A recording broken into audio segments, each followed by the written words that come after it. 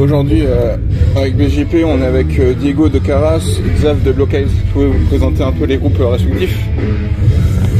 Bah, comme tu l'as dit, ouais, Xav, chanteur, grogneur officiel de Blockade depuis le début, donc c'est-à-dire 30 ans, voilà, en ce qui me concerne. C'est Diego, Caras, chant basse dans Caras.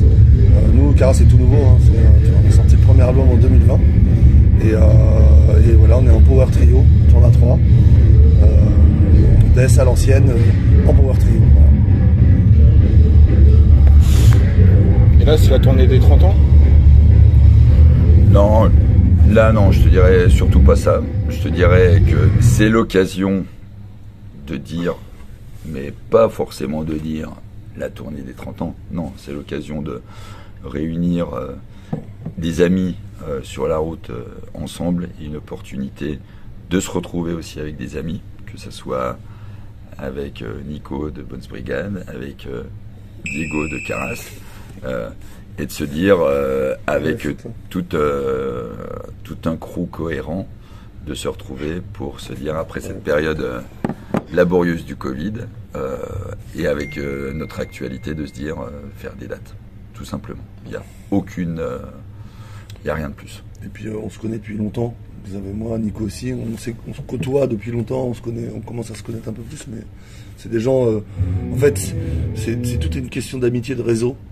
Tu vois, moi j'ai pas envie de tourner avec un groupe que je connais pas, tu vois, ça peut arriver bien sûr, mais tant qu'à faire, autant faire des trucs avec des gens avec qui tu sais que ça peut bien se passer, et c'est juste une question de rencontre, d'amitié, et on y va, quoi. Voilà le principe. Tu veux qu'on migre là, voilà, ouais, tourner avec des groupes que tu aimes bien. Ouais, c'est ça, c'est en fait, alors, on a organisé ça parce que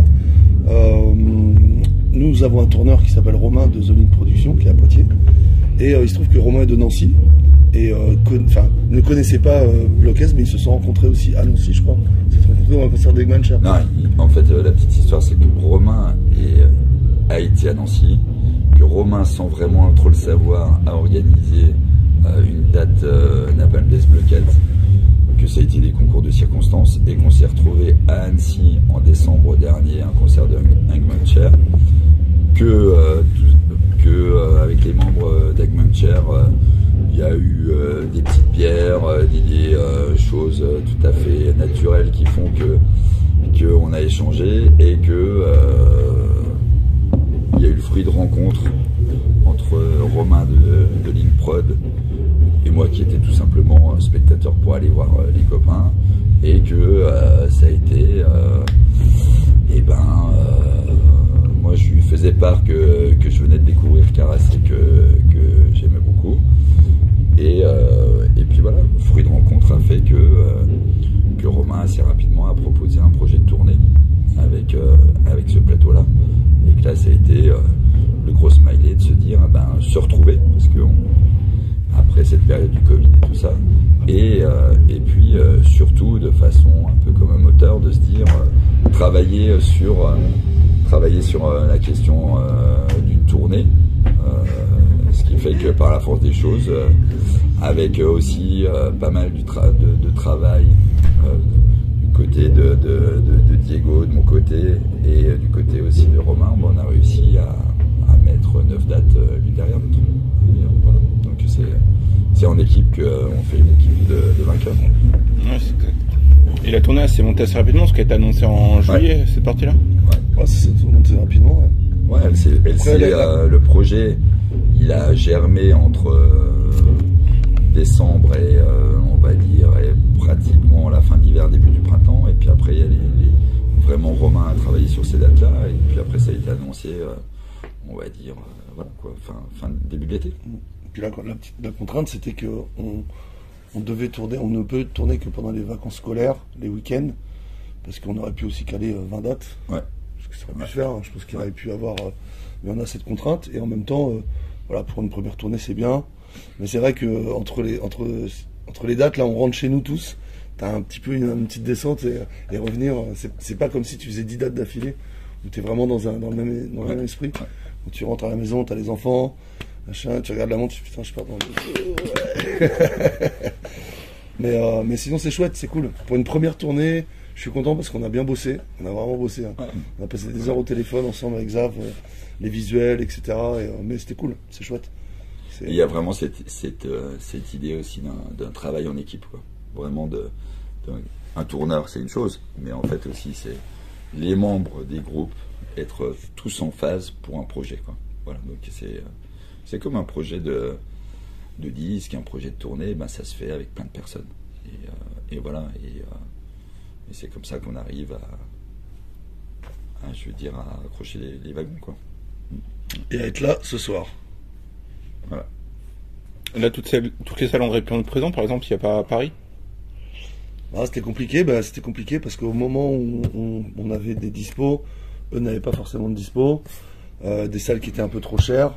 En plus, on avait une possibilité de jouer sur Paris, mais pour rentabiliser la chose, l'entrée était un peu trop chère et moi j'ai dit non tout de suite. Je dis on va pas faire un concert de grindcore à 30 balles l'entrée, donc je préfère ne pas jouer ou reporter et baisser le prix parce que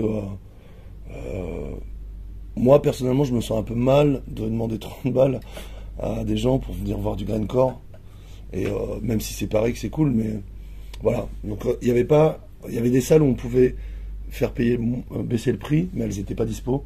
Les seules salles où on pouvait le faire, c'était des salles qui coûtent plus cher, donc avec une entrée plus chère, et avec Romain on a décidé que on préférait faire l'impasse. Voilà.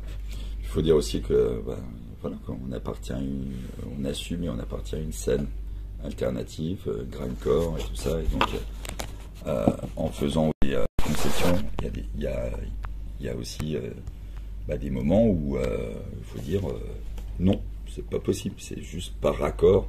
C'est très beau de nous accueillir dans des SMAC, dans des belles salles comme ça, et je veux dire, si au niveau des entrées, au niveau des prix, des choses, non, c'est une musique qui se partage avec un public, donc un coût décent. Donc voilà, il faut être aussi raccord avec un public avant tout, de façon très respectueuse, et donc voilà quoi.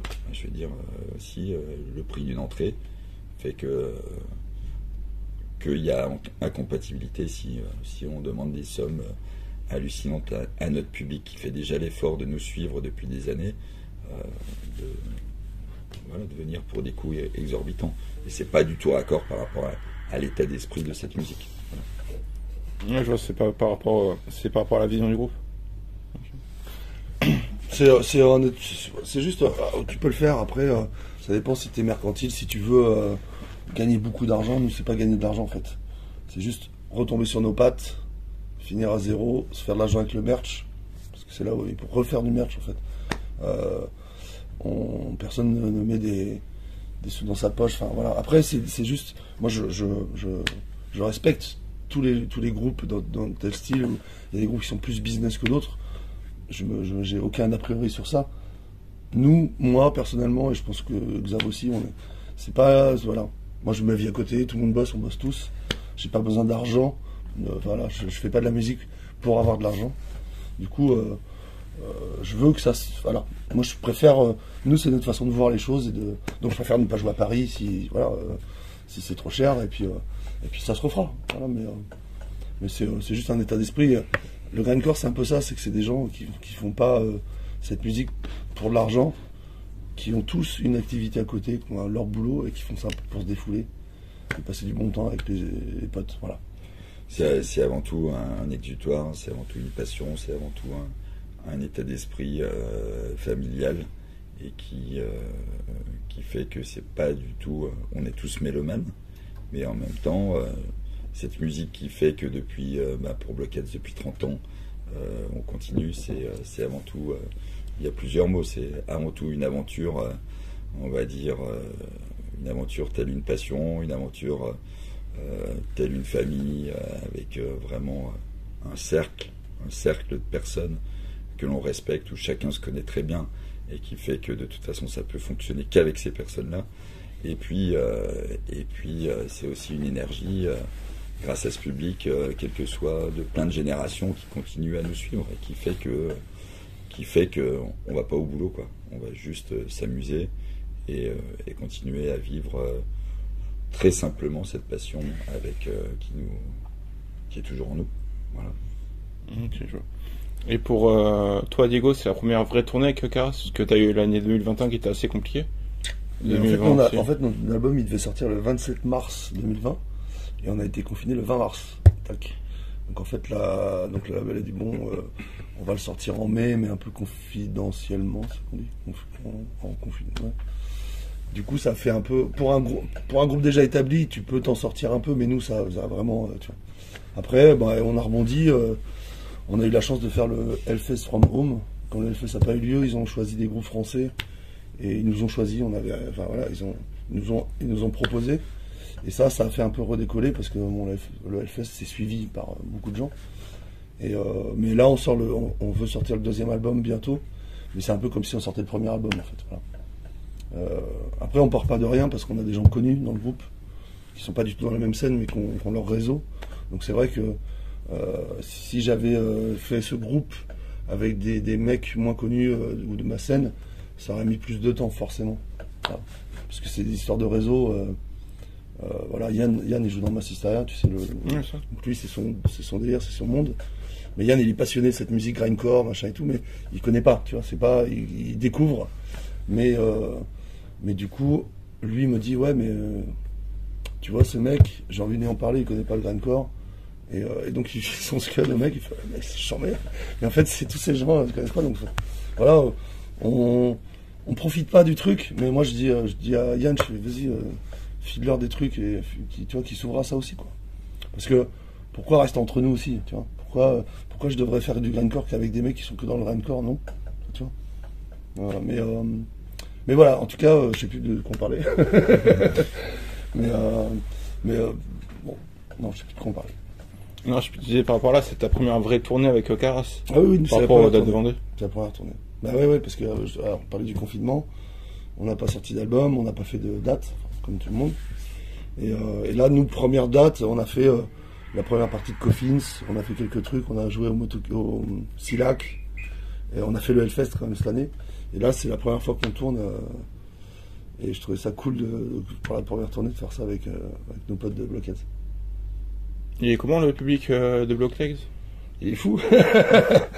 Il est fou. Ça, en fait, c'est un public hyper fidèle. Tu vois, voilà. Si tu te promènes, si Xav il se promène dans la salle, il y a forcément plein de mecs qui le connaissent. Et puis tu as des nouveaux, il y a des jeunes aussi, plein de jeunes. Et c'est marrant parce qu'il y a des fans de Blockheads qui découvrent Caras. Il y a des fans de Massisteria qui viennent voir Yann forcément, mais qui découvrent Blockheads. Putain, c'est chambé. Donc ouais, c'est chouette, c'est cool, tu vois, c'est un bon, une bonne salade, tu mélanges tout ça quoi. Moi je trouve ça cool. Et puis c'est vrai que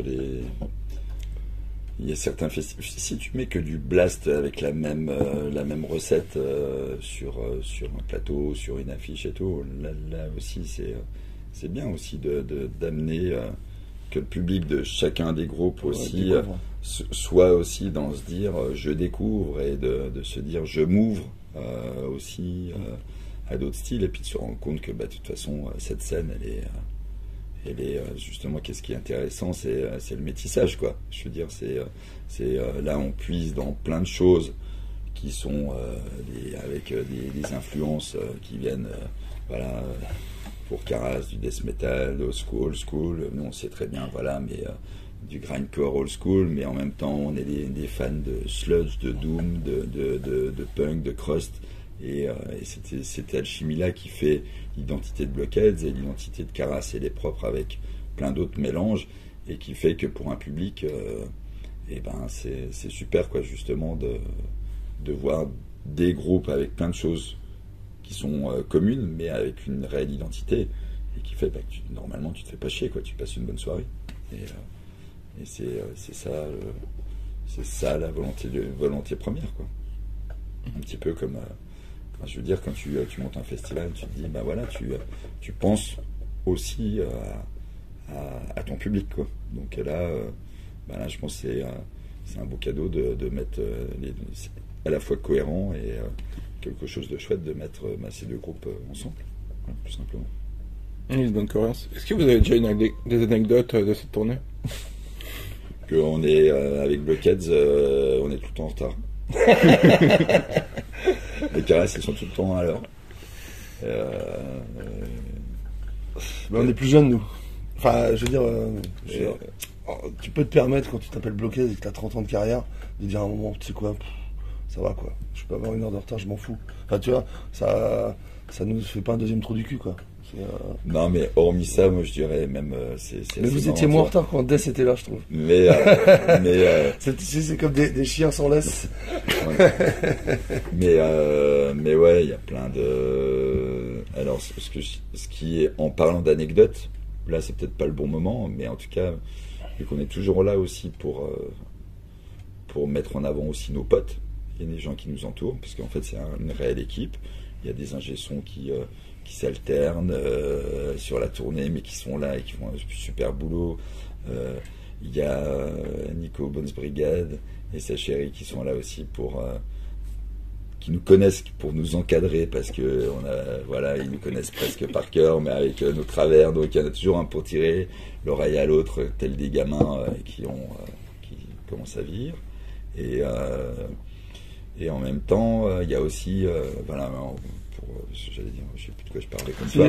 Il y a un petit jeune qui qui fait de la vidéo et qui chaque jour fait des petits teasers qui font que avec tout le côté off, backstage, machin, et qui fait que ça va faire le fruit aussi d'un petit report vidéo où là, il y aura forcément un petit bêtisier où forcément là voilà les anecdotes seront relatées là quoi. Ce que j'aime moi, c'est de voir l'envers du décor des groupes et tout. Et c'est vrai que souvent il y a un peu une nébuleuse, tu sais pas trop ce qui se passe derrière. Et moi j'aime bien montrer, tu peux pas tout montrer hein, forcément, mais voir un peu autre chose que de la scène, des mecs qui braillent tout ça. Et donc le mec s'appelle Philippe, c'est Strack Production, c'est un amour et c'est un passionné. Et il est là avec nous sur 5 dates. Et merci à lui parce que il vit le il truc, comprend, il capte autant que nous. Ouais. Voilà. Et il comprend le truc, il comprend l'Asie, il comprend nos personnalités, et il le met en vidéo, et qui fait que il y a ces teasers journaliers, et puis il va y avoir un super boulot vidéo à la fin. Et du coup, les anecdotes, tu les verras dans ces vidéos. Voilà. D'accord, tu vas sortir une ici. Je sais pas, j'étais trop sous hier, je m'en souviens pas. Non. Bon, hier soir, en fait, nous, il y a ce côté, il y a tous nos potes, des fois, des potes qui viennent de droite à gauche et tout. On a bu de la tequila sur le parking de la salle. Si, j'ai une anecdote, c'est que à partir de ce jour, je ne porterai plus jamais de t-shirt Ball Thrower devant Fred, le guitariste de Blockheads. J'ai l'impression d'être une femme à gros seins à Barbès. Voilà mon anecdote à moi. Ouais. Et comment ça se passe au niveau des préventes de la tournée? Alors, le mot prévente, justement, c'est plus que d'actualité. C'est un sujet. C'est un sujet. Parce que justement, là, effectivement, on est dans des belles salles SMAC officielles. Voilà. Et en même temps, notre public est un public aussi qui n'a pas forcément l'habitude de prendre des préventes.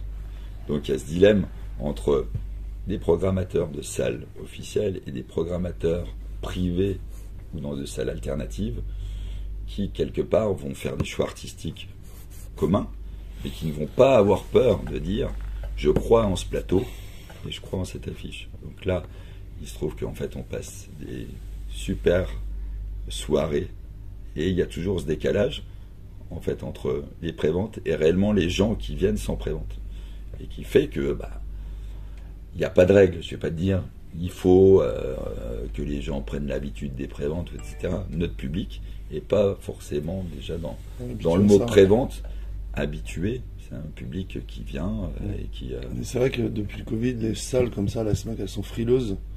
Parce que comme les concerts sont multipliés par 3, là, en ce moment, il y a des concerts partout, tout le temps. Et les gens ne sortent pas plus qu'avant. Voilà, ils vont pas avoir des concerts tous les jours. Et du coup, les salles, là, s'il n'y a pas autant de préventes, elles peuvent annuler.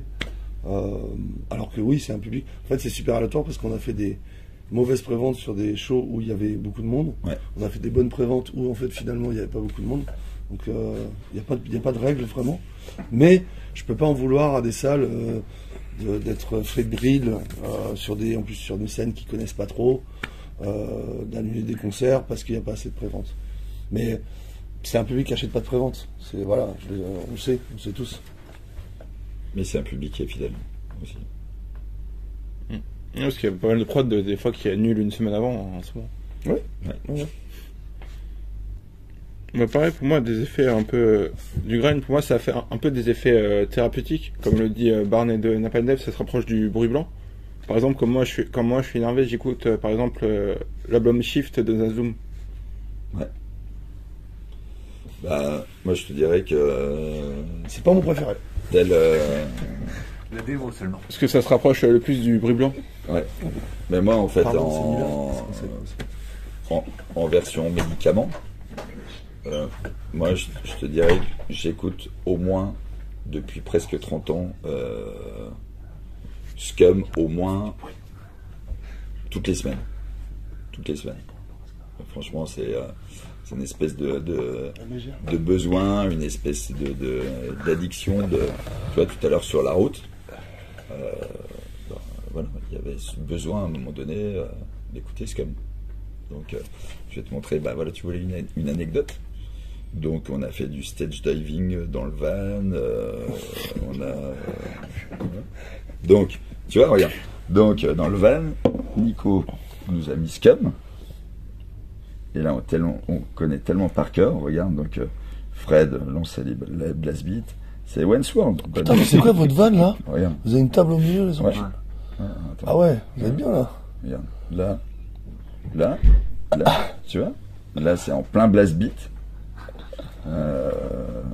Voilà. Là, c'est dans les parties rythmées, là, tu vois. C'est permis de se mettre là, hein, juste pour l'interview parce qu'il y avait du monde. On peut partir. Hein. Et donc voilà, quoi, tu disais, il y a vraiment depuis le milieu des années 90, de se dire des albums tellement cultissimes que il y a besoin d'une dose chaque semaine. Voilà. Donc moi, c'est vraiment une addiction de m'écouter chaque semaine au moins Scum. Et alors des fois, franchement, je peux l'écouter 3-4 fois de suite, quoi. Et d'ailleurs, j'ai Scum en rouge, en blanc, en orange, en... Mais t'as vu, ils ont fait la petite poupée là. Ouais. Super. Donc, moi, cette anecdote, j'aimerais avoir toutes les versions de Scum, toutes les couleurs. Tu vois, ça serait c'est bientôt fini. Moi, je vais y aller. Je te laisse avec Xav, c'est pour finir. Ça va? Ouais, c'est bon. Faut que j'aille monter le merch avant de bouffer. Je le mettrai pour toi, vas-y. Youssef. Tu connais Scum? Absolument que tu écoutes Scum, c'est la base. Ah bah oui. Et tu vas comprendre Nazoom après. Tu vas dire, ah ouais, c'est pour ça. Merci en tout cas. Juste prendre une photo de vous deux avant. Tu vois, les membres de Nostromo, c'est des amis très proches, quoi. Je veux dire, on s'est connus il y a plus de 25 ans en arrière. Tout au début de Nostromo, c'était un peu les débuts de Blockheads aussi. On a partagé les premières fois que Blockheads sont sortis, où on est sorti vraiment de notre région, c'était pour aller en Suisse et de rencontrer les membres de Nostromo.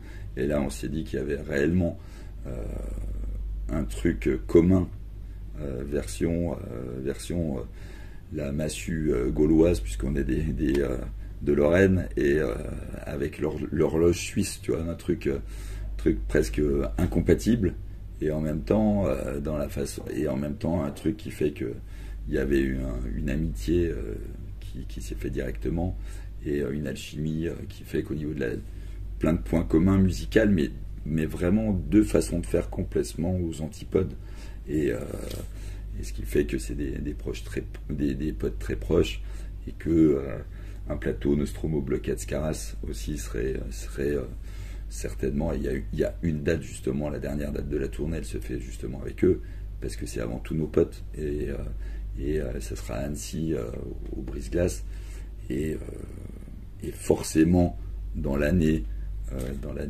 à venir, 2023, ce plateau-là, il va se faire dans d'autres salles, quoi, voilà. Et voilà. Ok, ça c'est vraiment tout une histoire d'amis. Est-ce que vous êtes susceptible de sortir sur cette tournée en split, Caras et Blockhead? Pour l'instant, il y a mais par exemple d'inviter Diego pour taper la chansonnette sur un prochain enregistrement, ou réciproquement, c'est des choses qui se font, qui sont pas encore, qui sont pas préméditées. Donc tout ça, c'est que ça peut se faire, ça pourrait être intéressant, et être une sorte avant tout d'une preuve d'amitié. Mais why not? Mais on est vraiment, oui, effectivement, moi, le mot split, comme à l'ancienne, se dire, ben voilà, c'est partager un disque avec des potes. Donc ça, nous, c'est complètement raccord avec notre façon de voir les choses. Et dans l'entre-deux d'un album qui sort, puisque ça fait à peu près un an jour pour jour que l'album Tube to the Void est sorti, effectivement, de toute façon, c'est important qu'un groupe ait toujours de l'actualité, et dans ce milieu alternatif dans lequel on s'inscrit, le split, c'est un truc vachement bien, parce qu'en même temps, c'est des petites éditions, c'est à la fois, ça a ce côté collector, et en même temps une façon dans l'entre-deux deux albums, toujours d'avoir de l'actualité, et de faire quelque chose d'un peu inédit et collector. Avec Split, on l'entend qu'avec des potes. Donc voilà. Donc c'est raccord avec tout ce qu'on s'est dit antérieurement, quoi. En plus, ça ferait vraiment un bon split, je pense, si vous Ouais. faites Ouais. Puis tu vois, voilà, je veux dire, c'est vrai que nous, ce qu'on aime dans Caras, il y a tout ce côté old school, death metal, mais avec vraiment du gros riffing. Qui fait que nous, dans nos morceaux, il y a aussi, c'est parti avec des mosh parts, avec des choses qui font que vraiment, pour l'auditeur, ça pourrait être quelque chose d'intéressant. Mais je parle au conditionnel, voilà, parce que rien n'est.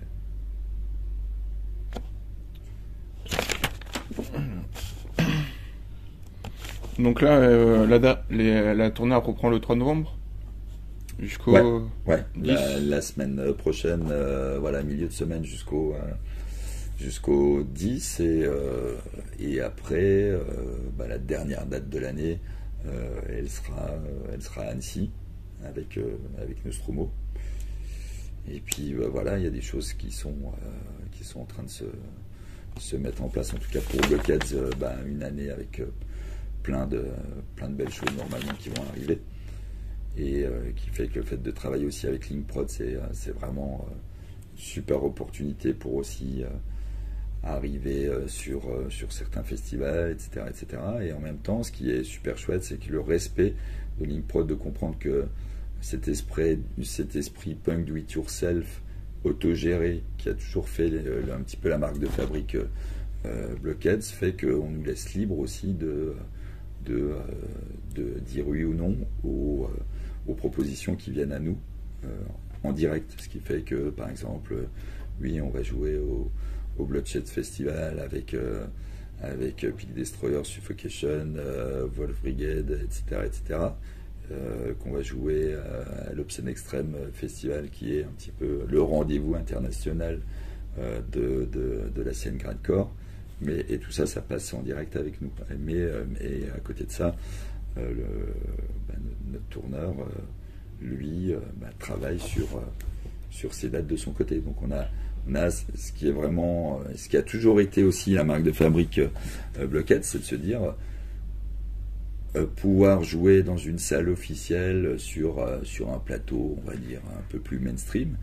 Et puis, si on le veut, pouvoir jouer dans une cave obscure, telle des Pure Punk en Furie. Et qu'on soit devant 50 personnes dans une cave ou devant une scène du Hellfest, on jouera de la même façon.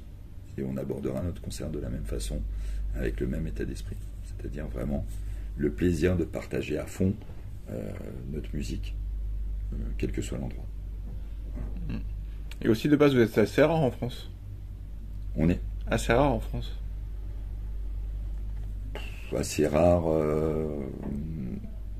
je dirais.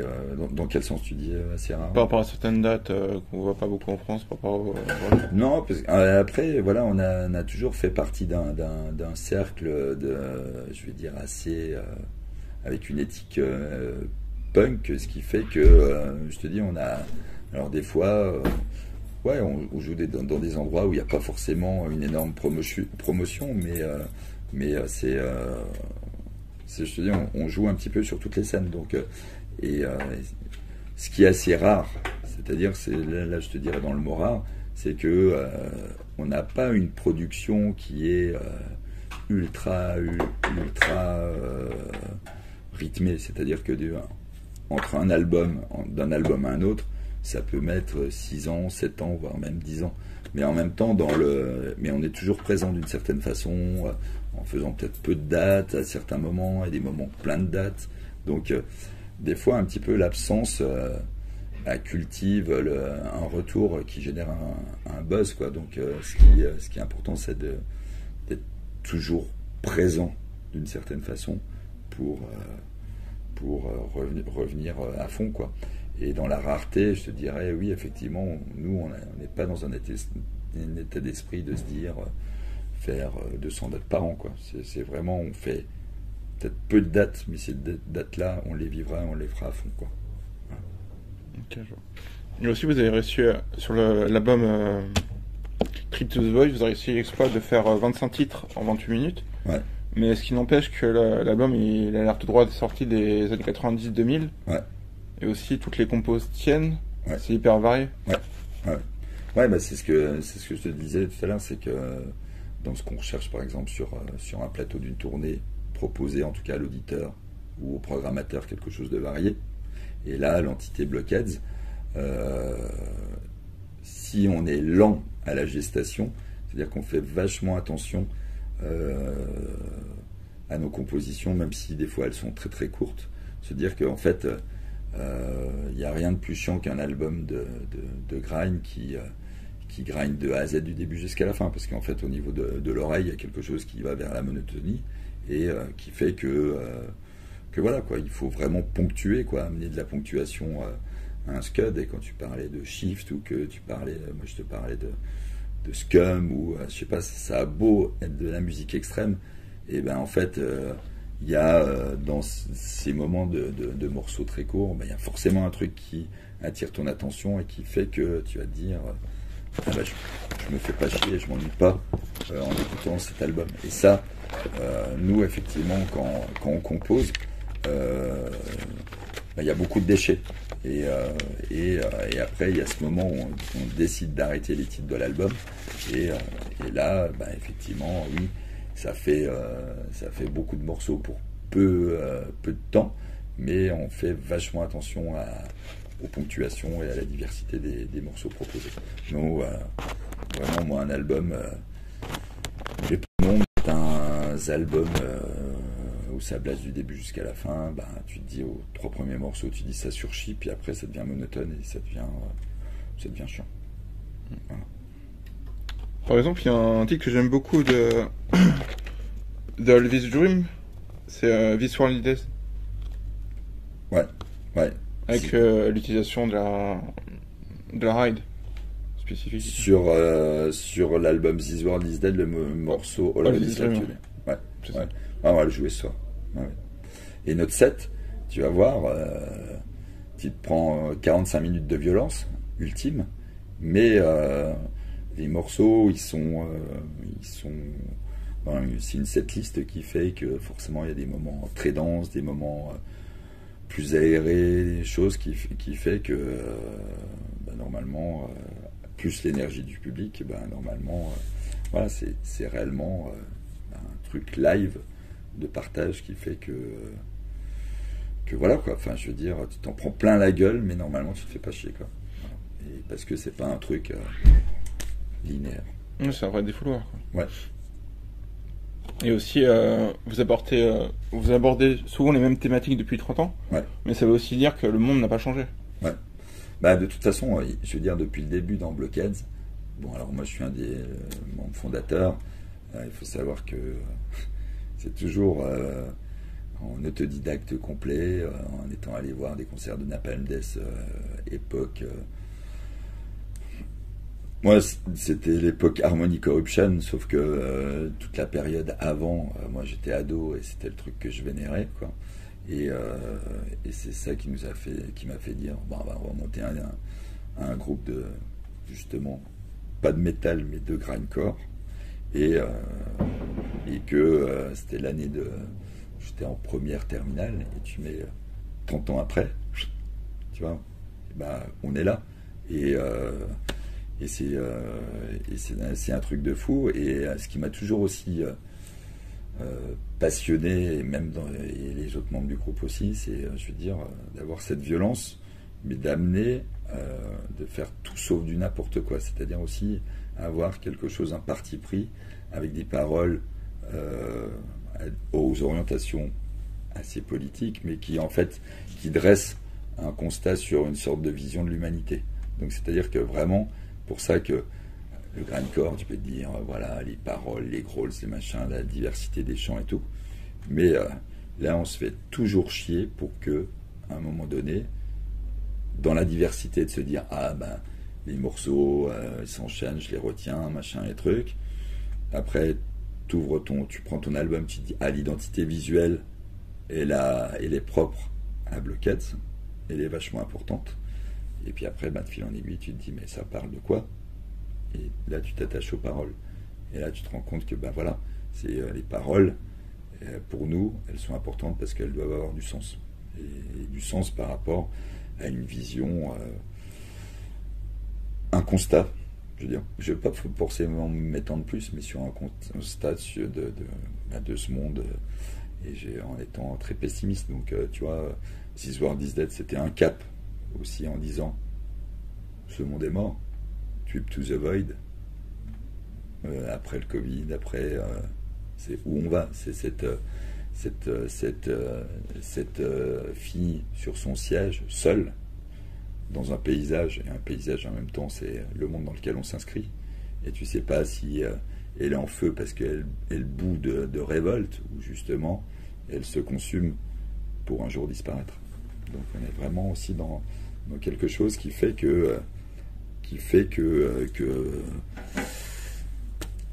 voilà, il y a dans Blockheads, il y a la musique, il y a les visuels qui sont propres à l'imagerie Blockheads, et les paroles, voilà, avec vraiment une importance essentielle. Par exemple, Head in Shit, il parle de quoi?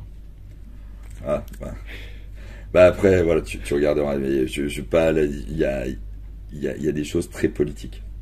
Tu vois, des choses. Donc, je te dirais, on est, je dirais pas militant, on dirait engagé. Voilà. Donc, je pense que tu prends le temps. Alors, ça peut faire sourire un petit peu, mais en même temps, c'est une vision, vraiment, je te dirais de façon assez synthétique, c'est une vision critique sur la réalité du monde.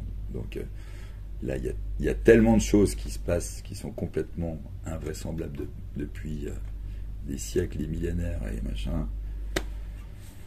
Head in shit, quoi. Voilà, tu te dis, mais putain, mais en fait, c'est pour ça qu'aussi on est toujours dans une logique vachement bienveillante dans ce qu'on disait tout à l'heure avec les gens qui nous entourent, pour pas justement être en mode head in shit, quoi. Tu vois, de se dire, mais voilà, une discussion ensemble. Elle a son importance, être bienveillant vis-à-vis des gens qui sont dehors, et de justement pouvoir avoir de l'empathie, pouvoir mettre une petite pierre à l'édifice ou juste une petite parole, un petit coup de gueule, tout ça pour prendre conscience, quoi. Voilà, je dirais. Ok. Je pense prendre conscience. Ce serait le résumé de prendre conscience et prendre conscience de pas avoir une vision égocentrique et prendre conscience de ce monde, quoi. Et prendre conscience de ce qu'est un être humain, et comment ensemble on fonctionne et comment justement aller de l'avant pour je sais pas si on arrivera à sortir de cette merde, mais en tout cas au moins d'avoir des choses positives, quoi. Voilà. Là, je vois de nager dedans et s'en sortir un peu, quoi. Voilà. Ouais. Je te laisse le mot de la fin pour l'interview. Bah écoute, je te dirais longue vie justement à toutes ces personnes comme toi qui font la promotion de cette scène, qui sont et les personnes passionnées qui font que l'essence de rencontres comme ça font aussi et nous aident beaucoup pour continuer à avoir la niaque, continuer à avoir la motivation et faire partie de cette belle équipe, quoi, qui est en fait tout simplement la scène, voilà, alternative. Voilà. Merci à toi. Merci.